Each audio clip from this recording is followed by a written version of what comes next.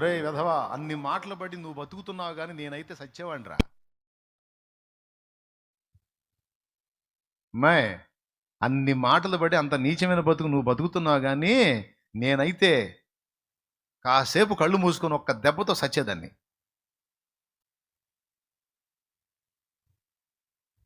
అస్సలు వెనకడిగేసే ప్రసక్తే. తిట్టండి, ఇంకా తిట్టండి, తిట్టండి, తిట్టండి, తిట్టాలా, మీరందరూ తిట్టాలా, మీరందరూ తిట్టాలా, ఆయనకు ఒళ్ళు మండాలో కార్యం చేయాలి, మీరు మొత్తం ఎదవలు అవ్వాలో నన్ను దేవుడు కనపరచాలి.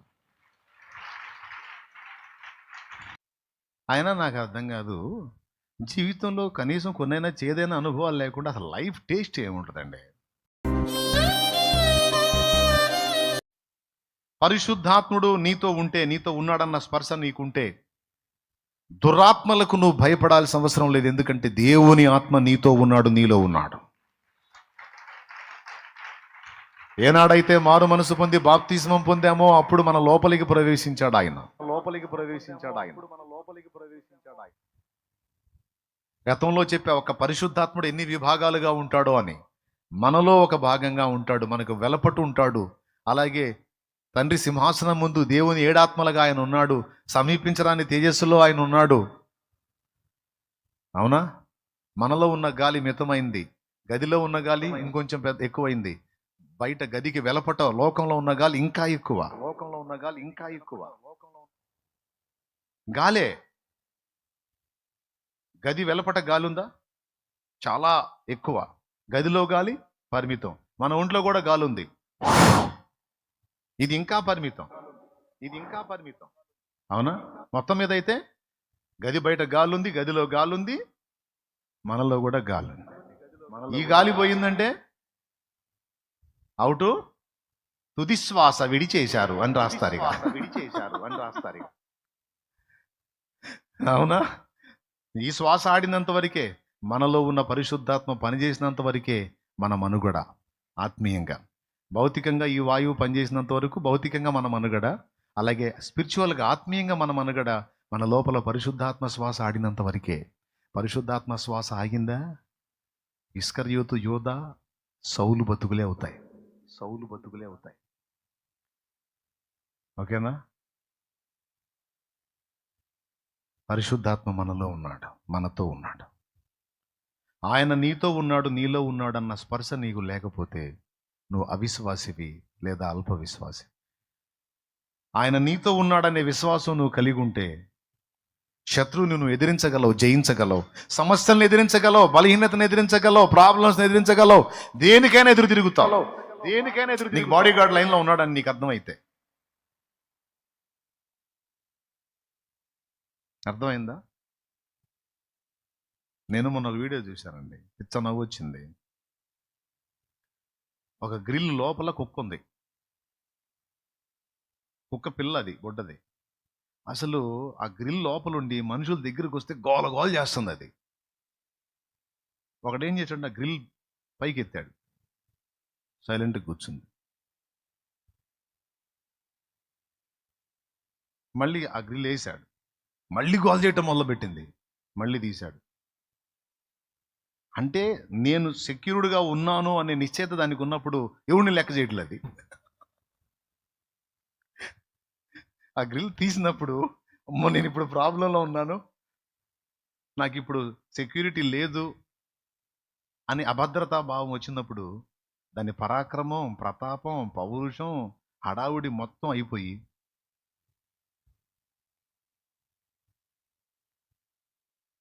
ఇప్పుడు నీ పక్షాన, నీ పక్కన ఆదరణకర్త ఉన్నాడు, పరిశుద్ధాత్మ దేవుడు ఉన్నాడు, నిరంతరం నీతో ఉన్నాడు అనే సంగతి నీకు అర్థమైతే కఠినమైన శ్రమలైనా సరే నీకు ధైర్యం అనేది నీ హృదయం నుంచి తొలగిపోదు.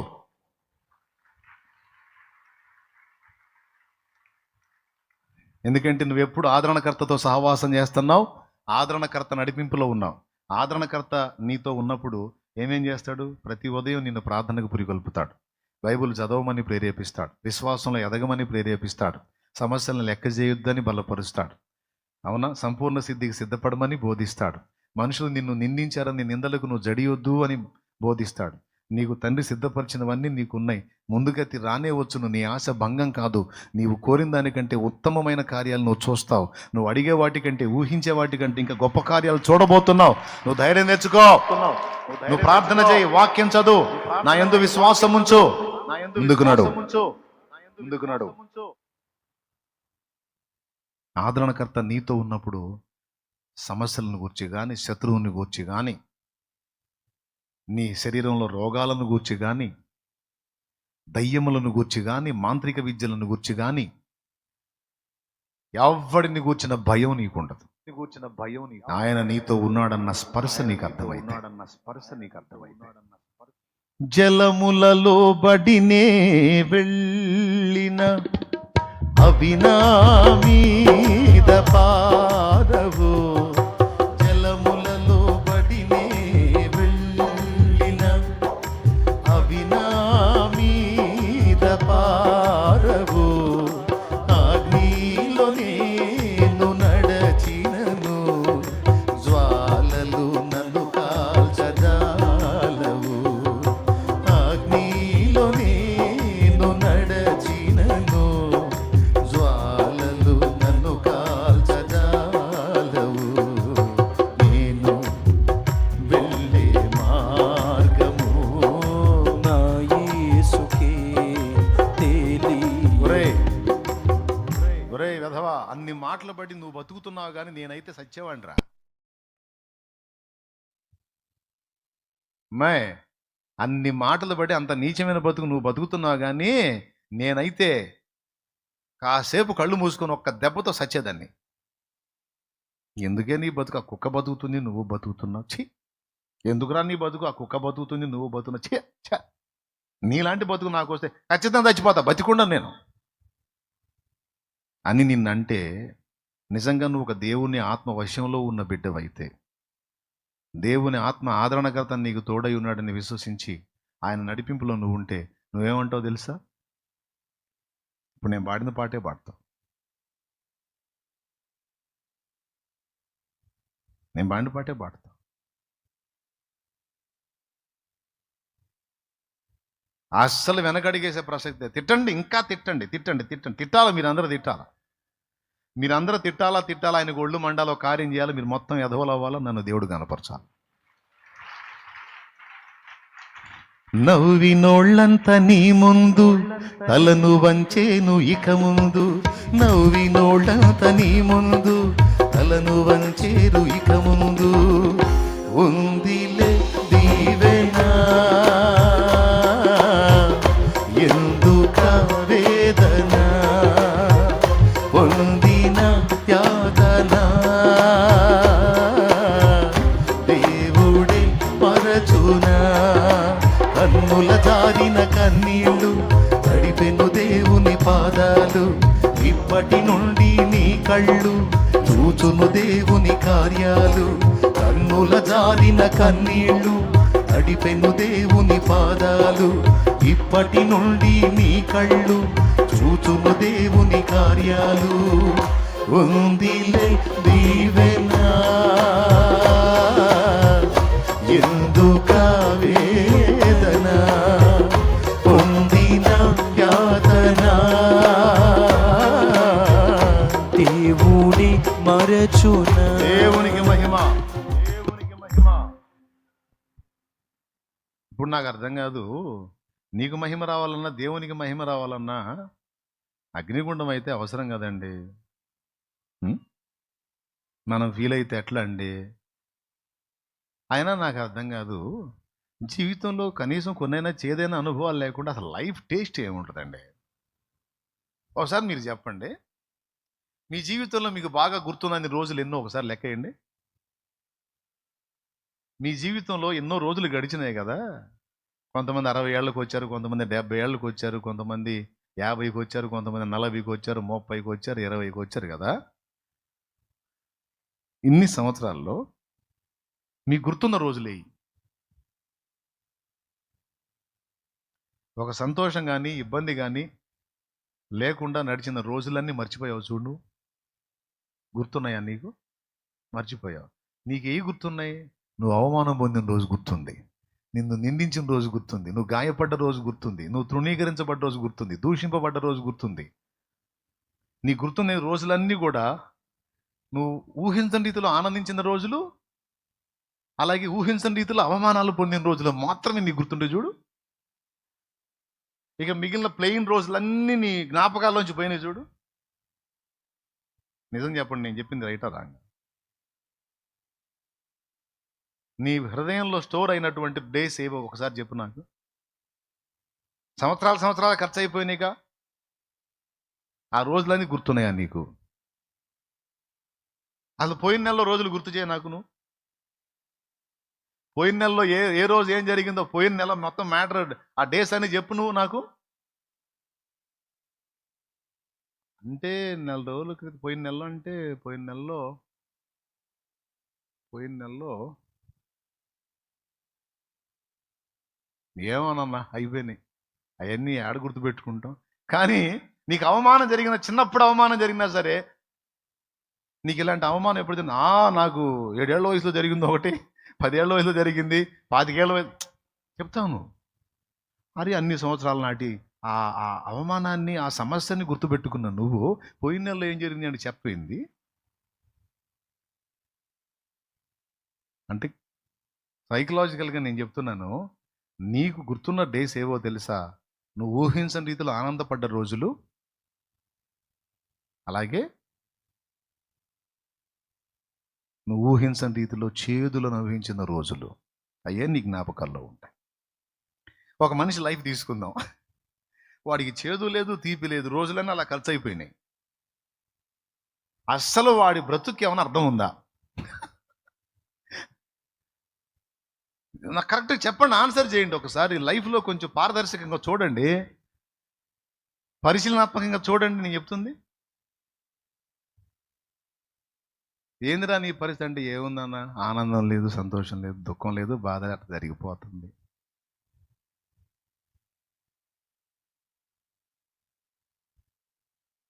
కానీ మనకి ఎన్ని అనుభవాలు, చేదైన అనుభవాలు, మధురమైన అనుభవాలు. అవునా? అచ్చంగా మధురమైన అనుభవాలే పెట్టామనుకో, రోజు తీపే తిన్నామనుకో, కొన్ని నెలలకి తీపి చూసే దండం పెడతాం. మీకు దమ్ముంటే మిఠాయి కొట్లో పనిచేసేవాడిని, స్వీట్ షాప్లో పనిచేసేవాడి చేత మీరు స్వీట్ తినిపించండి అప్పుడు అంటాను నేను. రోజు బిర్యానీ ఉండేవాడి చేత బిర్యానీ తినిపించండి మీరు. అదే ఎప్పుడన్నా ఒకసారి బిర్యానీ వాసన తగిలినోడు ఎట్ట పెడతాడు ముఖం? అవునా? పక్క బజార్లో స్మెల్ తగులుతుంటే అక్కడ ఎవడు బిర్యానీ వండుతున్నట్టు. రోజు బిర్యానీ ఉండేవాడికి పెట్టండి, సార్ నాకేం తెల్లన్న ఉంటే పెట్టండి. నేను చాలా మందికి అట్లా చేశాను. మన దగ్గర వంట చేసిపోతారు కదా పాపం, వాళ్ళు వంట చేసేటప్పుడు వాళ్ళు కూడా కూర్చోబెట్టుకొని, బ్రదర్ మీరు కూడా తినండి, బిర్యానీ వద్దన్న, నాకేం తెల్లన్న ఉంటే పెట్టించండి. విచిత్రం ఏందో, వంట మాస్టర్లు మన ఇంట్లో వంట తిని అద్భుతంగా ఉందంటారు. ఎందుకు? రోజు వాళ్ళు చేసింది వాళ్ళు తిని చిరాకు పుట్టి, నువ్వు పచ్చడి నూరు పెట్టినా సరే, అబ్బా పచ్చడి ఎంత అమృతం లాగా ఉంది అంటాడు. ఎందుకంటే మంచి మంచి అన్ని తిని ఈ చిత్ర పుట్టి ఈ పచ్చడి అమృతం లాగా. నేను చెప్పేది అవునా కాదు? స్వీట్స్ మనం తెచ్చుకుంటాం కదా, ఆ షాపులో పనిచేసే వాళ్ళు చేత తీపి తినిపించండి మీరు, వల్ల కాదు. నాకెప్పుడు సుఖం, ఆనందం, సంతోషం అని కోరేవాళ్ళు లైఫ్ మొత్తం అలానే ఉందని అనుకుందాం, డిజైన్ చేద్దాం. వాడి చివరికి ఆ సుఖం కూడా హింసలాగా మారిపోయింది. నేను అప్పుడప్పుడు చెబుతా కదా, నీకు సుఖం లేదు, నా బతుకంతా కష్టాలే అన్నావు కదా, నా బతుకంతా శ్రమే, నా బతుకంతా కచ్చట్లే, నా బతుకంతా చాకిరి అన్నావుగా. 3 రోజులు ఇంట్లో నుంచి బయటికి రాకుండా బెడ్ మీదే ఉండాలి, నీకు కావాల్సినవి పెడతాను. అప్పుడప్పుడు దేవుడు అందుకే పేషెంట్లు చేసేది మనల్ని. నిజంగా అండి, కొన్ని రోగాలు వచ్చి మనం బెడ్ మీద పడుకుంటాం చూడు, ఇట్లాంటి డైలాగ్ వేస్తే అట్లాంటి సీన్లు వస్తాయి. నా బతుకంతా కష్టాలే, నాకు ఒక్కరోజు కూడా సుఖం లేదు, నా బతుకంతా కష్టపడతానే ఉన్నాను, చాకిరి చేస్తానే ఉన్నాను, నాకు సావు ఎప్పుడు వచ్చిద్దో అని డైలాగులు వేస్తారే.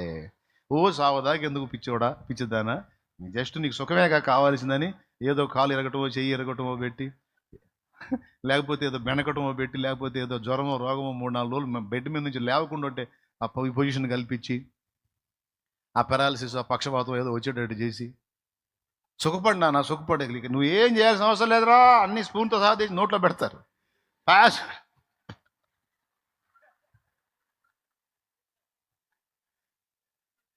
ఇదేందయ్యా, సుఖం కోరావు కదరా, మరి సుఖం ఎట్టుంటుంది? ఏ పని చేయకుండా సుఖపడాలంటే అప్పుడే బెడ్ మీద ఏమంటుంది, నాకు ఈ సుఖం వద్దు, ఈ ఆనందం, నాకు ఆ కష్టమే బాగుంది, నాకు అదే బాగుందని మనంతట మనమే శ్రమను కోరుకునేటట్టు చేస్తాడు. కాబట్టి ఇక్కడ కూర్చున్న వాళ్ళు ఎవరైనా డైలాగ్ వాడారా, పేషెంట్లు అవుతారు, జాగ్రత్త. అది కూడా ప్రేమతో పేషెంట్ని చేస్తాడు. కదలకుండా కూర్చొని తింటే ఎలా ఉంటుందో ఒక్క 4 రోజులు ట్రై చేయనానా అని బొబ్బ పెట్టాడా, ఒక 10 రోజులు బొబ్బ పెట్టేటంటే చాలు, దేవుడా నన్ను లేపు, ఉండలేకపోతున్నా, ఈ గదిలో నా వల్ల కావట్లేదు తండ్రి, నా వల్ల కావట్లేదు తండ్రి, రోజు అటు ఇటు తిరిగేవాడిని, కదలకుండా ఉండలేకపోతున్నాను తండ్రి. నార్మల్ సుఖపడు, నాకు వద్దు తండ్రి, ఈ సుఖం పెద్ద నరకం లాగుంది నాకు. అసలు నువ్వేం పని చేసిన పని అందరూ వాళ్ళు, అన్ని పనులన్నీ వాళ్ళే చేస్తారు, నాకు దయ. ఇప్పుడు ఆలోచించండి, శ్రమ అనేది మనకు అవసరమా అనవసరమా? పరిశుద్ధాత్మ దేవుడు అవగాహన కల్పిస్తాడు. ఈ అవసరం నీకు నీ వ్యక్తిత్వాన్ని సుందరంగా మారుస్తాయి, నిన్ను దీనునిగా చేస్తాయి, నీ జీవితంలో మధురమైన జ్ఞాపకాలుగా ఇవి మారతాయి. నీ మహిమ కొరకే ఈ అవమానాలు, నీ మహిమ కొరకే ఈ తృణీకారాలు. నువ్వు అడుగు వాటికంటే, ఊహించే వాటికంటే అత్యధికమైన కార్యాలని ఎడల ఆయన చేస్తాడు. నువ్వు ధైర్యం తెచ్చుకో.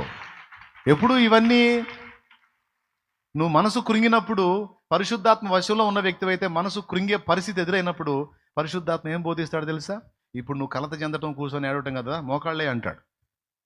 నీ చేత మోకాళ్ళు లేపించి దైవస్వరం నీకు వినిపిస్తాడు. ఆయన వాక్యాలు గుర్తు చేస్తాడు, వాగ్దానాలు గుర్తు చేస్తాడు. ఈ చేదైన అనుభవాలు నీకు మధురమైన జ్ఞాపకాలుగా మారతాయి. నా కుమారుడా కృంగిపోవద్దు, నా కుమారి ధైర్యాన్ని వేడొద్దు, నేనున్నాగా. ఒక మాట చెప్తాను, అగ్నిగుండం అనేది అవసరం అండి. ఇప్పుడు ఉదాహరణకి అగ్నిగుండంలో శద్రకు మేషకు అబేద్నెగోల్ని పడకుండా దేవుడు ఆపలేడా? వెయ్యమని ఆజ్ఞాపించింది ఎవరు? తొందరగా చెప్పేసండి, ముగిస్తాను నేను. వెయ్యమని ఆజ్ఞాపించింది ఎవరు? వెంకట సుబ్బయ్య.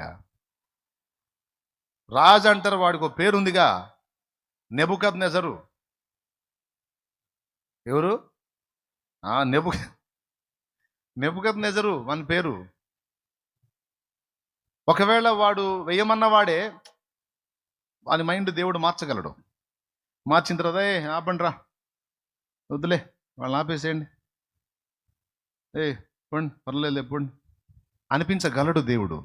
ఒకవేళ నెబుకద్నెజరు అలాగని వాళ్ళని ఆ గుండంలో వెయ్యకుండా ఆపినట్టయితే మహిమ ఎవరికి వచ్చేది తెలుసా? నెబుకద్నెజరుకు వచ్చేది. రాజు ఎంత గొప్పోడు, ఎంత దయార్థ హృదయుడు, ఎంత కరుణాసంపన్నుడు. ఆయన మాట బేఖాతర చేసినా, తృణీకరించినా అసలు ఆ దుర్మార్గుల్ని క్షమించి వదిలేశాడు. నిజంగా మహానుభావుడు మన రాజు, గొప్పోడని. మళ్ళీ ఇంకోసారి ఆ బొమ్మకు దండం పెట్టేవాళ్ళు వీళ్ళందరూ కలిసి. అటు బొమ్మకను ఇటు వీడికి ఇద్దరికి దండం పెట్టేవాళ్ళు. ఆయన ముందే చెప్పాడు యెషయా గ్రంథంలో, నా మహిమను నేను ఎవనికి ఇచ్చువాడను గాను. అదే 42లో, నా మహిమ నేను ఎవనికి. మరి నెబుకద్నెజరుకి ఎందుకు ఇస్తాడు? అందుకే గుండంలో ఈయనిచ్చాడు. మళ్ళీ అగ్ని ఒరిజినల్లా నకిలీయా తేలటానికి వేసినోళ్ళని కాజేశాడు. వేసినోళ్ళు అయిపోయారంటే ఒరిజినల్ అగ్ని, సాక్ష్యం కూడా.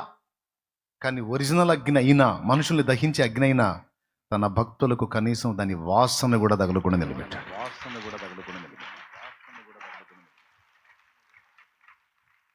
ఏమన్నా ఏమంటావు? వేసిన వాళ్ళు తెచ్చారు, వెయ్యమన్న రాజు బిత్రపోయాడు, వేయబడ్డలే లోపల తిరుగుతున్నారు. పడ్డదే 3, తిరుగుతుందేమో 4.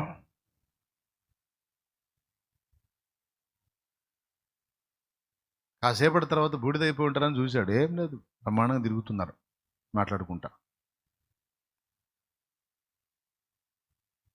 దేవుని సన్నిధి, ప్రభువే వాళ్ళతో ఉన్నాడు. రాజు చూశాడు, అరే వాళ్ళ లోపల వేసిన వాళ్ళు ఉన్నారా? లేదు సార్, కాలిపోయారు, చచ్చిపోయారు సార్. చచ్చిపోయారు కదా, మనం ఎంతమందిని వేసారు ఆ లోపల? 3 పేర్లు రా, శద్రకు మేషకు అబేద్నెగో అండి.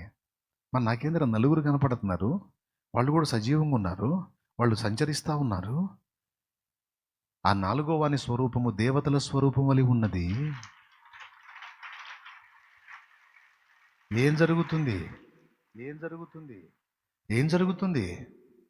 ఏం జరిగేది ఏముంది సార్? ఏ దేవుని విషయమే రోషం కలిగి నిలబడ్డారో వారి దేవుడే ఎదుగు వారి పక్కన నిలిచాడు సార్, వారి పక్షం నిలబడ్డాడు. బబులోను దేశమందున ఆ భక్తులు ముగ్గురు బొమ్మకు మొక్కనందున, బబులోను దేశమందున ఆ భక్తులు ముగ్గురు బొమ్మకు మొక్కనందున, పట్టి బంధించి రాజు అగ్నిలో పడవేస్తే, పట్టి బంధించి రాజు అగ్నిలో పడవేస్తే నాగోవానిగా ఉండలేదా? ఓ భక్తుడా, రాజు రమ్మని పిలువలేదా? నాలుగోవానిగా ఉండలేదా? ఓ భక్తుడా, రాజు రమ్మని పిలువలేదా? భయము చెందకు భక్తుడా, ఈ మాయలోక ఛాయలు చూసినప్పుడు. భయము చెందకు నీవు, దిగులు చెందకు నీవు, భయము చెందకు నీవు, దిగులు చెందకు నీవు, జీవాన్నిచ్చిన యెహోవా ఉన్నాడు. ఓ భక్తుడా, ప్రాణం పెట్టిన యేసయ్య ఉన్నాడు, జీవమిచ్చిన యెహోవా ఉన్నాడు. ఓ భక్తుడా, ప్రాణం పెట్టిన యేసయ్య ఉన్నాడు, ఆదరించే ఆత్మే ఉన్నాడు. ఓ భక్తుడా, ప్రాణం పెట్టిన యేసయ్య ఉన్నాడు, ఆదరించే ఆత్మే ఉన్నాడు. ఓ భక్తుడా, ప్రాణం పెట్టిన యేసయ్య ఉన్నాడు. భయము చెందకు భక్తుడా, ఈ మాయలోక ఛాయలు చూసినప్పుడు. Praise the Lord. ఇంకొక మాట కూడా చెప్తా, గుర్తుపెట్టుకో. ఎప్పుడైతే నువ్వు దేవునిలోనికి వచ్చి దేవునిలో బలపడి దేవుని పక్షంగా పటిష్టంగా ఉండాలని తీర్మానం చేస్తుంటావో, నీ తీర్మానం యొక్క స్థిరత్వం బిగిసే కొద్దీ వాడు దాడి ఎక్కువ చేస్తాడు. ఇది కూడా చెవులు బాగా రెక్కించుకొని వినండి. నువ్వు ఎప్పుడైతే దేవుని కొరకు బాగా పట్టుదలగా నిలబడాలని ఫిక్స్ అవుతావో, వాడి కుట్ర 7 అంతలు అధికం చేస్తాడు. ఇది ఇక్కడ శద్రకోళ్ళ దగ్గరే జరిగింది. అంతకుముందు ఒకంత మండుతుంది అగ్ని. వీళ్ళు ఎప్పుడైతే దేవుని పక్షంగా గట్టిగా నిలబడ్డారో, 7 అంతలు ఎక్కువ చేయండి రదాన్ని అన్నాడు. ఎప్పుడైతే ఈ శోధన పెరుగుతూ ఉంటుందో, అప్పటిదాకా భక్తిలో బలంగా ఉన్నాడు డౌన్ అవ్వటం మొదలు పెడతాడు. ఏందో అన్నయ్య, నాకేందో అన్నయ్య, దేవుని కోసం గట్టిగా నిలబడదాం అనే కొద్దీ శోధనలు ఎక్కువ అవుతున్నాయి అన్నయ్య. అన్నయ్య, అంతకుముందు అసలు ప్రార్థన చేసేదాన్ని కాదన్నయ్య, ఈ మధ్య తెల్లవారుజాములు లేసి ప్రార్థన చేస్తుంటే చేసిన రోజే శోధన వస్తుంది అన్నయ్య. అందుకే ఇప్పుడు చివరికి ఏం జరిగింది? ప్రార్థన చేయాలంటే భయం. అమ్మ ఈరోజు ప్రార్థన చేస్తున్నా, పొద్దున్న లేచి చేస్తున్నా, సాయంత్రానికి ఏదో ఒకటి అయింది. ప్రార్థన వద్దా.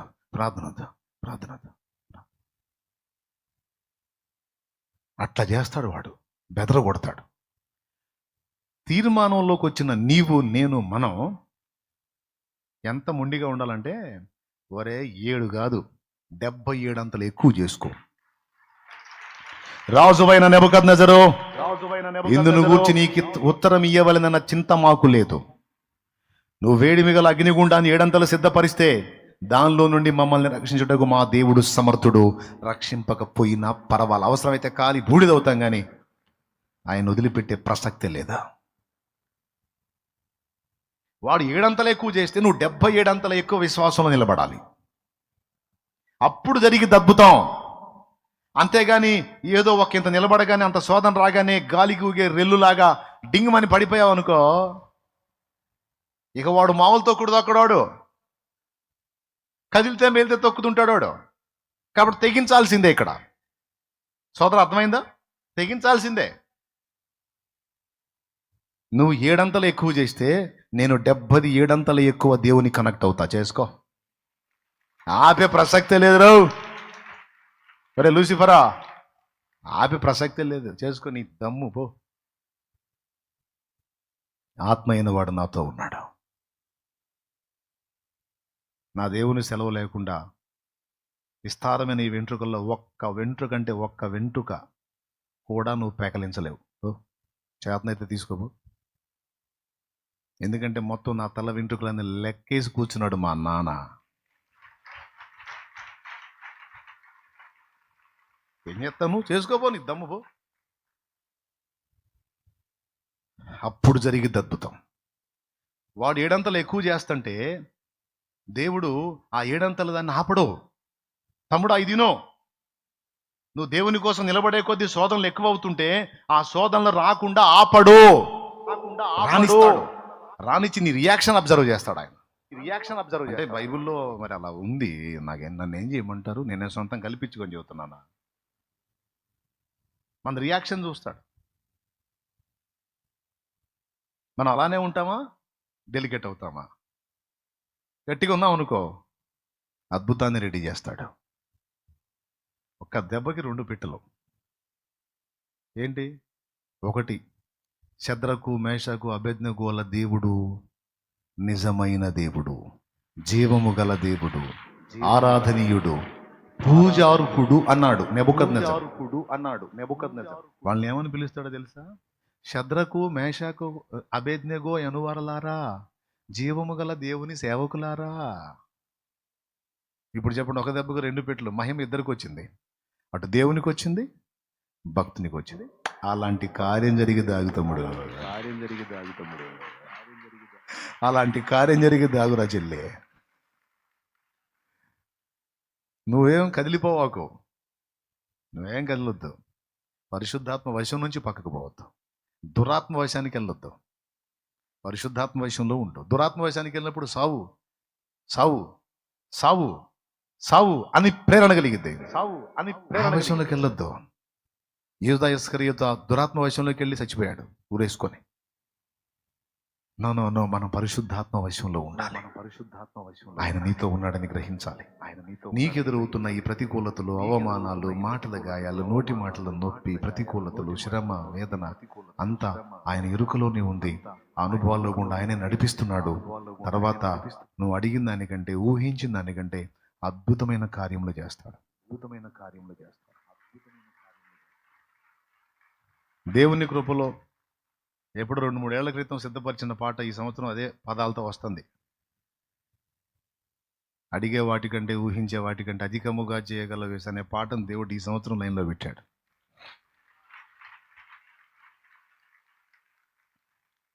Praise the lord.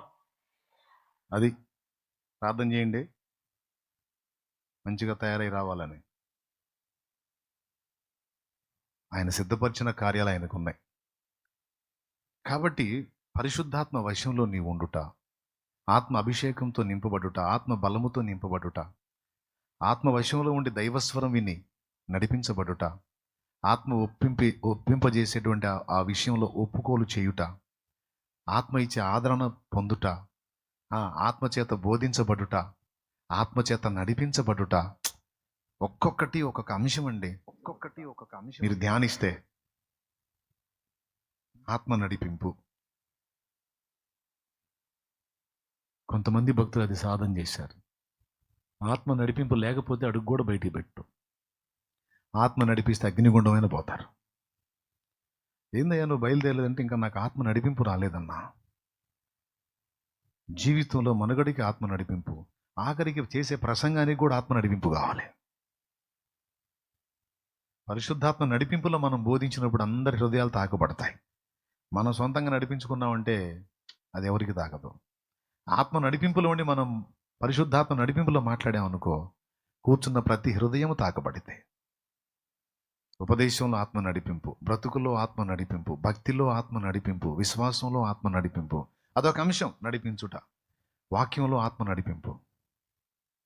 దేవా, నీ ధర్మశాస్త్రమందు ఆశ్చర్యకరమైన సంగతులు చూచినట్లు నా కళ్ళు తెరువు అని దావీదు అన్నాడు. అంటే అర్థం ఏంటి? వాక్య ధ్యానంలో కూడా ఆత్మ నడిపింపు కావాలి. ఆయన నడిపింపు ఉంటేనే చాలా విషయాల్లో మన క్లారిటీ వస్తుంది. అర్థమైందా? అలాగా ప్రతి విషయంలో ఆత్మ నడిపింపు పొందొచ్చు మనం, అయితే ప్రార్థన చేసి. ఆత్మ నడిపింపు నీకు దొరకాలంటే నువ్వు ఎల్లప్పుడూ ఆత్మ వశంలో ఉండినట్లు జాగ్రత్త పడాలి.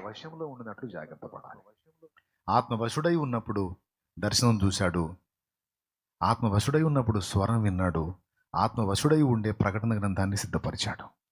ఆత్మవశులై ఉండి భక్తులు సేవ చేశారు. ఆత్మవశుడై ఉండి ఎవరు వచ్చారు? యేసుప్రభుని ఎత్తుకోవడానికి ఒక ఆయన వచ్చాడు. దేవాలయంలోనికి సుమేయోను ఆత్మవశుడై వెళ్ళాడట. అన్నా కూడా ఆత్మవశురాలు. ప్రభువుని గుర్తించారు, బాలయేసుని గుర్తించారు వాళ్ళు. నాథా, నీ కొరకే ఇంతకాలం ఎదురు చూస్తా ఉన్నాను, ఇప్పుడు నీ దాసుని సమాధానముతో దాటిపోజేస్తున్నావయ్యా. అమ్మా, నీ హృదయంలోనికి ఖడ్గము దూసుకొని పోవును అని ప్రవచించాడు.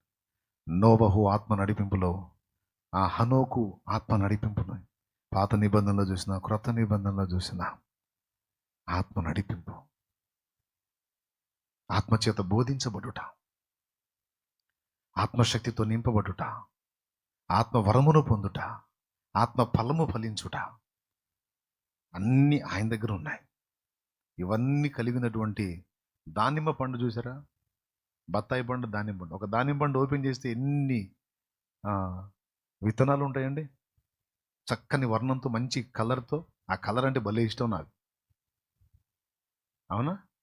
అసలు దానిమ్మ పండు తింటమేమో కానీ దాన్ని చూడాలనిపిస్తూ ఉంటుంది. అవి ఏమంటారు, రాళ్ళులాగా, పింక్ కలర్ రాళ్ళులాగా మెరుస్తూ ఉంటాయి అవి.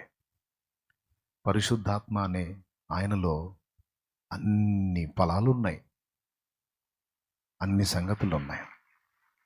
కాబట్టి ముగింపు, దయచేసి ఆదరణకర్తను గురించి ధ్యానం చేయండి, తెలుసుకోండి. ఆయన గురించి ఇంకా లేఖనం ఏమేం చెప్పిందో గ్రహించండి. ఫైనల్గా ఆయన నీకు తోడుగా ఉన్నాడు, నిన్నెప్పుడూ అనాథగా విడవడం. ఆ మాట యేసయ్యే చెప్పాడు, నేను మిమ్మల్ని అనాథలనుగా విడవను, మీ వద్ద ఎల్లప్పుడూ ఉన్నాడు. చూడండి, ఆయన వెళ్తా కూడా ఆదరణకర్తను పెట్టెళ్ళాడు. ఆయన వెళ్తా కూడా ఆదరణకర్తను పెట్టెళ్ళాడు. పరిశుద్ధాత్ముడు ఇప్పుడు మనతో ఉన్నాడు. రిబ్కాను సిద్ధపరిచి ఇస్సాకు దగ్గరికి చేర్చినట్టు ఎలియేజరు, అలాగే ఇప్పుడు పరమ ఎలియేజర్ అయిన పరిశుద్ధాత్ముడు సంఘము అనే రిబ్కాను సిద్ధపరిచి పరమ ఇస్సాకు అని చెప్పబడుతున్న క్రీస్తుని వద్దకు నడిపిస్తున్నాడు. కాబట్టి ఆత్మ నడిపింపును అపేక్షిద్దాం, ఆత్మ నడిపింపు కొరకు ప్రార్థన చేద్దాం, ఆత్మ వశంలో ఉండడానికి ఎక్కువ ఇష్టపడదాం. మరి దేని వశంలోకి మనం వెళ్ళొద్దు? దేని వశంలోకి మనం వెళ్ళొద్దు? మనం ఏది చేస్తున్నా, ఎక్కడున్నా, ఎటు తిరుగుతున్నా, ఏం మాట్లాడుతున్నా, ఏ పొజిషన్లో ఉన్నా ఆత్మ వశంలో ఉండినట్లు మనం జాగ్రత్త పడదాం. కృప మనందరికీ తోడై ఉండును గాక. చెప్పండి, ఆత్మ ఏమేం చేస్తాడు వరుసగా మీరు చెప్పేసేయండి. నంబర్ 1. నంబర్ 2, పరిశుద్ధాత్మ దగ్గర ఏమేమి ఉన్నాయి? ఆదరణ ఉంది, ఒప్పుకోలు ఉంది, నడిపింపు ఉంది, బోధ ఉంది, దుఃఖం ఉంది, సంతోషం ఉంది, దైవస్వరం వినడానికి కావలసిన బలం ఉంది, దేవుని సంగతులు చూపించే దర్శనం ఉంది. ఆత్మ దగ్గర ఇంకేముంది? 9 తొనలు ఉన్నటువంటి ఫలం ఉంది ఆత్మ దగ్గర. ఇంకేముంది? ఆత్మ పరిచర్యకు అవసరమైనటువంటి వరములు ఇచ్చే శక్తి కూడా ఆత్మ దగ్గరే ఉంది. అవునా? మనమందరం కృపలో బ్రతికేటట్టు కృపకు మూలం కూడా ఆత్మేనని హెబ్రీ పత్రిక చెప్పింది. కృపకు మూలమగు ఆత్మ. కాబట్టి సంపదల గనిలాగున్న యేసయ్యే కాదు, సంపదల గనిలాగా పరిశుద్ధాత్ముడు అనే వ్యక్తి కూడా ఉన్నాడు. కొంచెం ఆయన మీద దృష్టి పెట్టి ఆయన నడిపింపుని మనందరం పొందుదాం గాక. ఆమేన్. ఎంతమందికి అర్థమైంది? మరి కృంగిపోదామా? భయపడదామా? అది ఎవరు చేస్తారు? ఆత్మవశంలో లేనోళ్ళు. ఆత్మవశులు ఆత్మచేత బోధించబడతారు. ఇప్పుడు దేవుని కృపను బట్టి నన్ను ఎవరన్నా తిడుతున్నారు, నన్ను ఎవరన్నా దూషిస్తున్నారంటే సహజంగా మనసు కృంగుబాటు వచ్చింది. కానీ పరిశుద్ధాత్మ నడిపింపులో నేను ఉన్నప్పుడు ఆత్మ నాకేం చెప్తాడో తెలుసా? గొప్ప మేలు నీకు సిద్ధపరచబడి ఉంది, అది పొందుటకు ముందు ఈ శోధన నీకు కలిగింది, మౌనం కలిగి సహించు, నువ్వు ఊహించిన దానికంటే ఉత్తమమైన మేలు నీకు రాబోతుంది, అది నువ్వు అనుభవించబోతున్నావు. టెంప్ట్ కానివ్వడు, తొందరపడనివ్వడు. వెయిట్ ఆగా అంటాడు, ఓపిక బట్టి అంటాడు. ఆయన సున్నితమైన స్వరమును మనం విని ఆయన నడిపింపుకు లోపడదాం. చాలా ఇప్పుడు మీకైనా శ్రమలు, మీకైనా సమస్యలు, మీకైనా అప్పులు, బాధలు, ఇబ్బందులు నాకు లేవా? నాకు రాలేదా? మరి ఎట్లా మనుగడ సాగింది? ఎప్పుడో నశించిపోవాల్సిన నన్ను వెతికి రక్షించి నన్ను దేవుని సేవలోకి తీసుకొచ్చి సంవత్సరాలుగా నన్ను నడిపిస్తూ క్షణమైనా నన్ను ఎడబాయకుండా మానక కృప చూపుతూ కృంగిన వేళ ధైర్యపరుస్తూ నింద మోసిన వేళ, తమ్ముడా నిన్ను అనేది నలుగురు ఐదుగురే కావచ్చు, నిన్ను అనేవాళ్ళు నువ్వు వాళ్ళ దగ్గర పొందిన దానికి బట్టి, నువ్వు అప్పులను బట్టో లేకపోతే ఎక్సెట్రా ఎక్సెట్రా, నలుగురు ఐదుగురు మహా అయితే 10 మంది చేత మాటలు పడి ఉండొచ్చు, కానీ 100 మంది చేత తిట్లు తిన్నాను, దూషణ పొందాను నేను. జాతీయంగా అంతర్జాతీయంగా కూడా దూషణ పొందాను, నింద మోసా. కానీ ఇంత ఫీలింగ్ లేదు. దేవునికి మహిమ. కారణం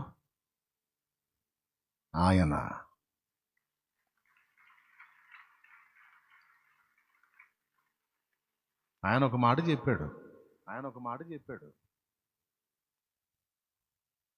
ఇప్పుడు ప్రధాని ఎవరు?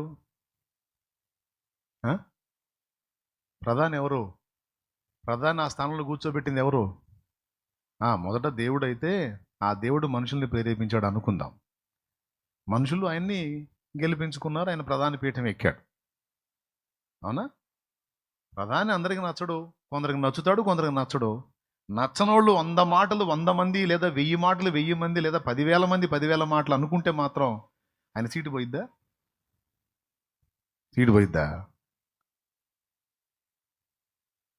పోనీ ఈ మాటలు అనేవాళ్ళు సంతకం పెడితే చెల్లిద్దా? ఆయన ఒక్క సంతకం పెట్టాడంటే అది దేశానికి సంబంధించిన మ్యాటరు. ఈ మురిగే కుక్కలో 100 మాట్లాడినా నాకు వర్తించవు కదా. నన్ను దేవుడు అలా కూర్చోబెట్టినప్పుడు, నాకు దేవుడిచ్చిన విలువ ఉన్నతంగా ఉన్నప్పుడు 100 మంది మాట్లాడితే నాకేంది, 1000 మంది మాట్లాడితే నాకేంది? వాగినోడు అలా డాగేగా. దేవుడు నాకు ఇచ్చిన క్లారిటీ, వాడి తీరా వాడి కుక్కరా అది, కుక్కకెళ్ళి నువ్వు చూసేది ఏందిరే? ఇప్పుడు ఇంతమంది నన్ను ఇలా అంటున్నారు, అంతమంది అలా అంటున్నారని మోదీ గారు ఏమైనా ఆలోచిస్తాడా? అయిపోయి సీట్ ఎక్కాడు, పని చూసుకుంటూ ఉంటాడు ఆయన. ఇవన్నీ పట్టించుకోడు ఆయన. దండేసాడా రాయేసాడా పట్టించుకోడు. వీడు దండేసినా రాయేసినా హోదా మారదు. 5 ఏళ్ల వరకు వెళ్ళాల్సిందే. స్తోత్రం. అట్లాగే దేవుడు ఆశీర్వదించిన పాత్రగా నువ్వు నేను మనం ఉన్నప్పుడు, ఒకడు అన్నంత మాత్రాన మన విలువ తగ్గదు, ఒకడు అన్నంత మాత్రాన పెరగదు. అవి 2 ఆయన చేతిలో ఉన్నాయి. తగ్గించేది హెచ్చించేది ఆయన. ఆఫ్టర్ ఆల్ కోన్ కిస్కా గాళ్ళు ఎన్ని అనుకుంటే క్యా హోతా, కుచ్ భీ నహీ హోతా, చలో ఉఠో.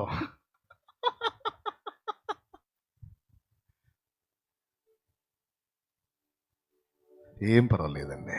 ఈరోజు నువ్వు మాటలు పడుతుండొచ్చు, తృణీకరించబడుతుండొచ్చు, హేళన పొందుతుండొచ్చు, లేదా ఏ విషయాలను సఫర్ అవుతుండొచ్చు. కానీ దేవుని ఎరుక లేకుండా నీ జీవితం లేదు, అనుమతించబడదు. ఆదరణకర్త నీకు తోడుగా ఉన్నాడు. మోకాళ్ళేనా ఆదరణకర్త, ఈరోజు నీవు నాతో మాట్లాడిన ఈ మాటలన్నిటి కొరకై థ్యాంక్ యూ, కృతజ్ఞతా స్తోత్రములయ్యా. చాలా వందనాలు తండ్రి, చాలా వందనాలు తండ్రి. నాతో మాట్లాడి నన్ను ధైర్యపరిచినందుకు నీకు స్తోత్రములు. నువ్వు ఉన్నావనే స్పర్శను మరొక్కసారి నాకు కలిగించినందుకు స్తోత్రాలు. నిజంగా నీ దాసుడు చెప్పినట్టు అశ్రద్ధ చేశాను, నిర్లక్ష్యం చేశాను. ఈరోజు నాకు స్పష్టతనిచ్చావు. నిరంతరం నిన్ను ఆశ్రయించి నీతో సహవాసం చేస్తూ నీ నడిపింపులో ఉంటూ నీ వశమై నేను వర్ధిల్లున్నట్లు నన్ను అనుగ్రహించు నాయనా. నీకు స్తోత్రమయ్యా. హల్లెలూయా, హల్లెలూయా, హల్లెలూయా, హల్లెలూయా, హల్లెలూయా. అందరం ప్రార్థన చేద్దాం. బిడ్డలారా పైకి లేచి నిలవండి.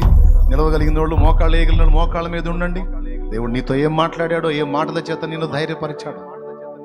నువ్వు అగ్నికి భయపడాల్సిన అవసరం, అపవిత్రాత్మకు భయపడాల్సిన అవసరం, అగ్ని వంటి శ్రమలకు భయపడాల్సిన అవసరం, అగ్ని వంటి రోగానికి భయపడాల్సిన అవసరం లేదు, అగ్ని లాంటి మనుషులకు భయపడాల్సిన అవసరం లేదు.